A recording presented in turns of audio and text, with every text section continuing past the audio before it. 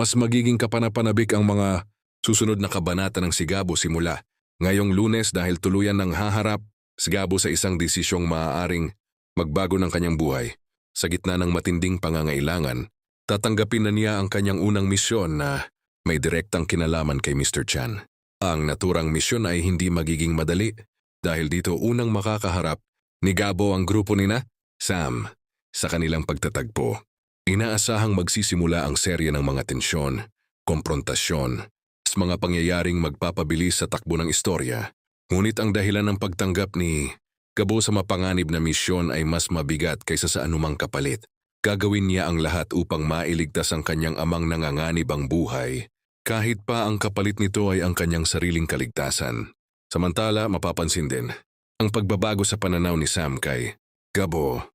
Sa halip na basta lamang siyang tingnan bilang isang ordinaryong tao, unti-unti siyang magiging interesado sa tunay na pagkatao at misteryong bumabalot kay Gabo. Habang lumalalim ang kanilang ugnayan, mas marami ring lihim ang unti-unting mabubunyag. Ang bawat hakbang ni Gabo ay maaaring magbukas ng mga katotohanang matagal nang nakatago at magdulot ng panibagong panganib sa lahat ng sangkot. Kaya naman huwag palampasin ang mas maiinit, mas aksyon. Mas emosyonal na mga eksena sa si Gabo simula ngayong Lunes.